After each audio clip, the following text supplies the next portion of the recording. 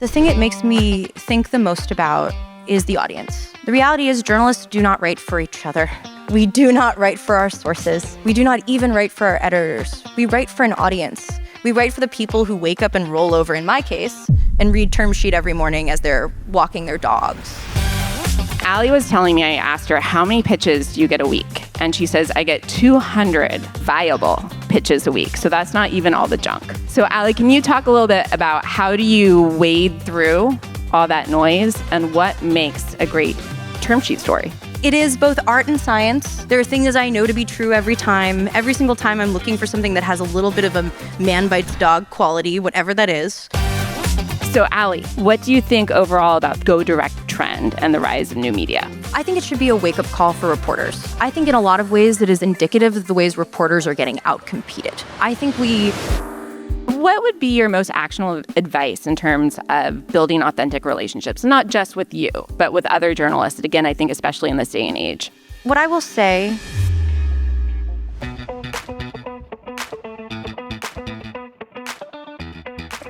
Hi, everyone. Hi, everybody. Very excited to be here. A fun fact for the audience is that Allie and I start our mornings pretty much every morning texting around 5:30 a.m. So this session could take a real left turn. I'm not sure if we'll get to tech talk or what, but... Well, it's really funny to be talking to you not at 5:30 a.m. That's right. That's like right. This is actually That's 12 hours late for us. Hopefully, I'm a little more on it. But let's actually kick off with what people want to hear. And I work in VC comms. I work with a lot of portfolio companies. The question I get asked the most often is, how do I get a story in term sheet? How do I get a story with Allie Garfinkle? And Allie was telling me, I asked her, how many pitches do you get a week? And she says, I get 200 viable pitches a week. So that's not even all the junk. So Allie, can you talk a little bit about how do you wade through all that noise and what makes a great term sheet story? I told you that fact and you were like, this is stuck in your brain. To be clear, it is every 7 to 10 days, give or take. Actually, I would be curious, poll of the audience, does that sound like a lot to you? Raise your hand. Okay, yeah, cool. So so that makes me feel a little bit better. Thank you for verifying my reality. The thing about it is this. It didn't start out that way, but it has definitely built into that. I am very flattered that you get that question all the time.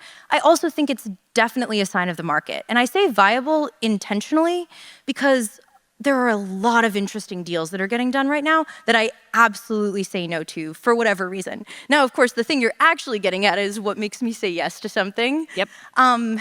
It is both art and science. There are things I know to be true every time. Every single time I'm looking for something that has a little bit of a man bites dog quality, whatever that is. I'm looking for a news peg, a reason that the readers would be reading about this now. I'm looking for something that is usually a sort of platform through which I can maybe say something broader. So it's not just a story about this company, but in a way a story about us all. Now, all of that is pretty clear-ish. There is also stuff that I can't explain. Has anyone here seen the movie Gates of Heaven? No? Okay. Neither had I. Errol Morris's first documentary is about pet cemeteries in Northern California, and one that had to be moved. You can imagine, I love the sound, like, ooh, yeah, no, that is not what you expected to be hearing about today. But I bring it up because when Morris talks about the origins of the movie, he goes back to a headline. 450 dead pets go to Napa. And he looked at that and said, that's for me. So I am looking for something that I see and I go, oh, that's for me. That one's mine. Like, there's actually, like, one we worked on together, for example, Laravel. The CEO is a guy named Taylor Otwell. Laravel is an open source PHP framework. And initially I looked at it, I was like, what is this? And Chantelle and I had a conversation where she said, look, people have tattoos of Taylor. And I was like, that's me. So I'm looking for something like that where I can in one line sort of say, oh, I am definitely the right person for that.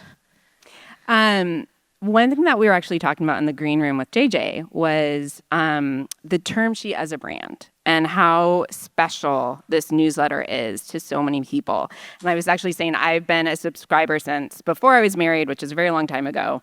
And it's been through a few iterations. And, you've done a really good job of making term sheet your own. Can you talk a little bit about that process? And I guess maybe expanding on a little bit more about what you're looking for as well. So I think one of the things to sort of know is everything that you see in term sheet is a first and a half draft. It's actually an incredibly vulnerable writing activity. It's the sort of thing where I sometimes sit down and I go, ooh, is this readable? I actually don't know. Well, it's sent. That's what's happening. And especially when you're telling other people's stories, you do feel an incredible responsibility for checking and rechecking. I was the first external hire to take on term sheet. A lot of the time, people were sort of apprenticed into the job because it is such a gauntlet. And the joke I make about term sheet is that I was given a crowded theater and everyone waited to see if I could sing. Luckily, I could, as it turns out. But at the very beginning, I didn't know. Because the thing about term sheet, right, it was founded by Dan Primack, a legend, right? So many of the most talented reporters who've ever covered this beat have written term sheet. So I think that in terms of, I think part of it was just the sort of, I did come in with a sense of stewardship. I was kind of, can we curse here? I was like, I don't want to fuck this up, number one. But number two, because it's such a vulnerable task, term sheet does take on the shape of whoever writes it. And for me, I sort of leaned into that vulnerability and said, okay, I think this is a story I want to write. Let's do it. And my editor, Alexi, is wonderful in this way. He will let me take on something. I will go to Alexi and say, people have tattoos of this guy. And he will go, okay, sounds good. Sounds like a story. So I think it's the sort of thing, too, that the stories and we don't exist separately. We exist together. Does that make sense? It does. And so kind of in that vein, is there, other than Laravel, of course, and the tattoo story, has there been a term sheet story that you've written that's actually surprised you by the response from readers? So there were two that really resonated at the very beginning that caught me completely off guard. One was completely an accident. In perplexity time, January 2024 was a very different time. And I interviewed Arvind, and I ended up doing this bizarre interview with him where he and I went down a rabbit hole about the Steve Jobs movies he liked. And for some reason, people loved it. I was like, oh, okay, this is working. It really got read, but I also got a lot of reader email. Reader email is the best part of term sheet, even when it's hate mail. And it's because it means it's a discourse. So I was like, oh, that one really caught me off guard. And the second early one is Battery Ventures backed a company called Audit Board. Has anyone heard of Audit Board? Okay, a couple of you. So Audit Board is exactly what it sounds like. It's software for auditors. To which you said, Allie, you heard that and it was 450 dead pets go to Napa. And I was like, and basically what Becky told me at the time, she's like, you don't understand. They love auditors. And I was like, well, what does it actually mean to love auditors? Let's see where that goes. I did a story about Audit Board. It was a 200 million ARR announcement. And then they became the biggest venture-backed acquisition of the summer of 24. So I'm on my honeymoon and I'm getting all of these texts and emails about Audit Board again after people liked the story for the first time. So the truth is, those were the first two that resonated. Though, again, the volume is so huge, there were a lot of stories. That's all I've got. All right, fair enough. That's a good one. So I want to ask this question for Allison Braley. She had a great question of what is the future of Term Sheet? Does Term Sheet become a franchise? Are there events? Are there podcasts? Are there spinoffs? How do you envision this brand moving forward? So I will be honest about the crazy ambition. My personal crazy ambition for Term Sheet is that it becomes the This American Life for startups. Yeah, okay, I got to respond. I'd be curious as to why. We'll talk later. But I think the thing that I think there still aren't enough people in startup storytelling. And I think there really is a serious opportunity to do more that's philosophical and interesting and is fundamentally about people, because entrepreneurship is so vulnerable. It's so Shakespearean a lot of the times. There is opportunity for that. So for me, that's where I hope it goes. In terms of events, I'm the co-chair of the Brainstorm conference series. There will be more Term Sheet events tied to that. We are also looking at launching a podcast. Okay. Oh, okay. I will report. I will report back that got some positive feedback. But I think there's a lot of room there. My colleague Leo, who writes Mondays, is absolutely wonderful, and he writes from New York. So I want to sort of really coalesce around some of those East Coast stories too. To me, the goal of term sheet, at least in the way I have sort of started to do it, is to tell human stories about businesses. And that doesn't mean you don't ask tough questions. In fact, it means you ask more tough questions. I understand you actually warn people about the way in which I do. I ask tough questions. Can you tell them what that's to say? my job, right? It's true, that's fair. But it's also sort of taking everyone on their own terms and being really thoughtful and transparent about what it means to tell a really good story. Amen. So switching gears a little bit and, reflecting, I think, a little bit on what's happening in the media industry, sadly. And, there's been a lot of contraction going on, a lot of change, especially in kind of like the startup VC tech reporting landscape. How has this changed your approach to your coverage and your relationship to your sources now that I think there's really fewer folks reporting on the industry?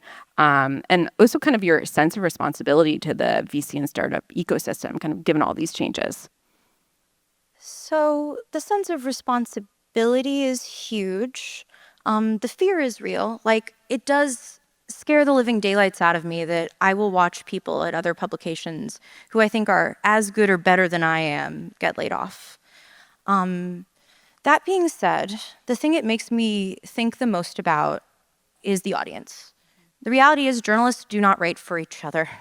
We do not write for our sources. We do not even write for our editors. We write for an audience. We write for the people who wake up and roll over, in my case, and read term sheet every morning as they're walking their dogs or going or rolling over in their beds. Like, so I was like, people actually will tell me that. So those are the people that it makes me think about. And I think it is on me, on us as journalists, to be more transparent than ever, more thoughtful than ever, because the reality is that's how we're going to compete, but it's also how trust in journalism is going to be rebuilt. This was one question that you and I we had fun with. We talked about this for like 45 minutes. Is what I think we prepped over a few cocktails and went on this one for a really long time. But it is a question that a lot of the other panels talked about, and it's the idea of going direct and the competition around it. And so when I was actually in the green room, Alex Heath was in there, and I was saying I wasn't sure if I was going to ask this question. And he said, "No, you have to ask it."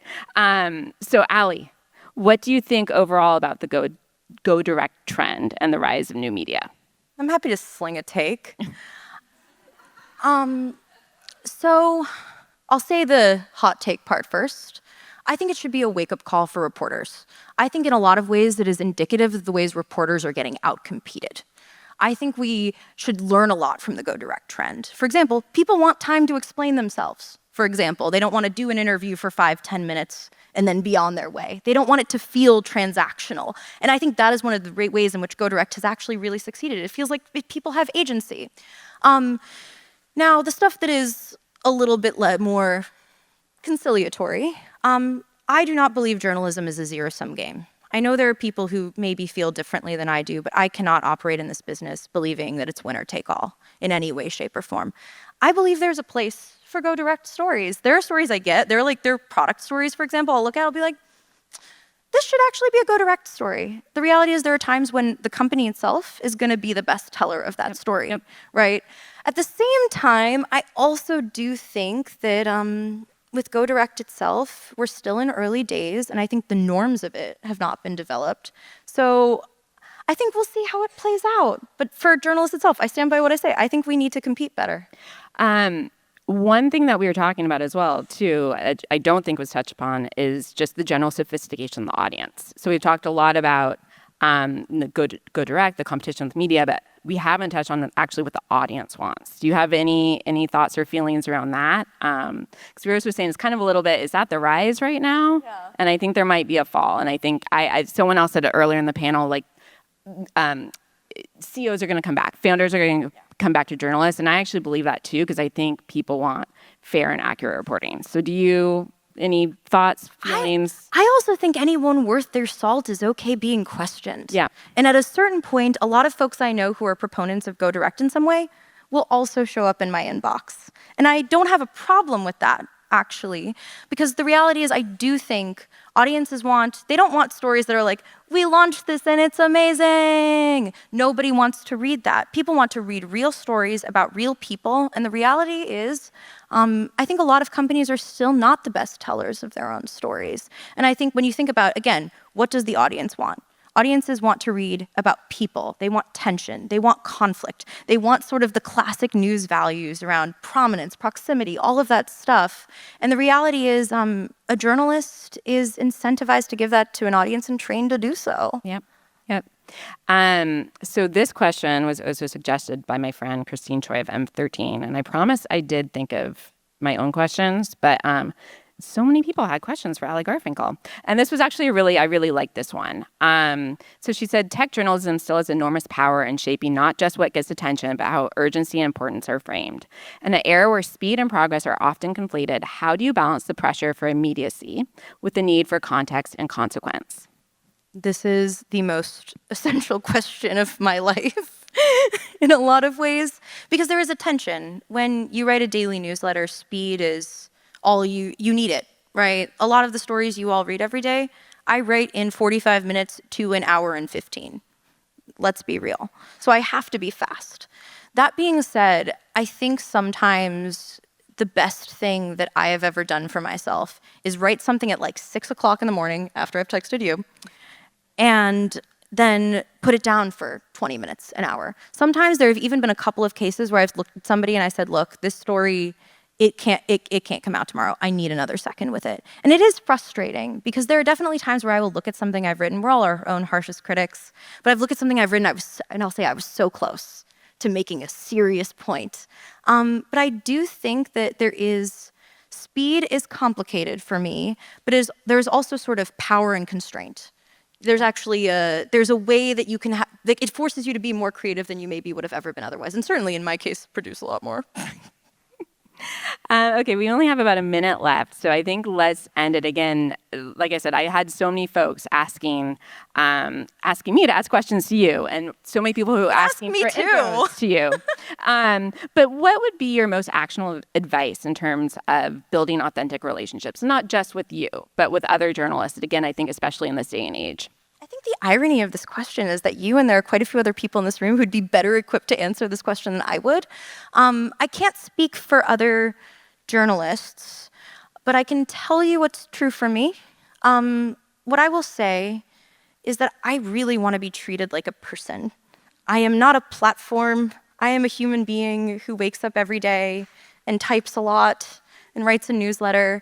And there are definitely times where I will have a situation where I'm like, oh, someone is trying to extract something out of me. And that is the biggest red flag, because I am disorganized and I'm not transactional. And I want to know people for a long time. There are people in this room right now who I know from my job at Yahoo Finance when my career was frankly really struggling and I didn't know what was going to happen. And those people are so valuable to me, because the reality is I am somebody who will never forget someone who picked up a call when it was really hard and not to their advantage. And I will never forget the people who actually believed in giving me the time when it wasn't to theirs. Thank you, Allie. Thank you.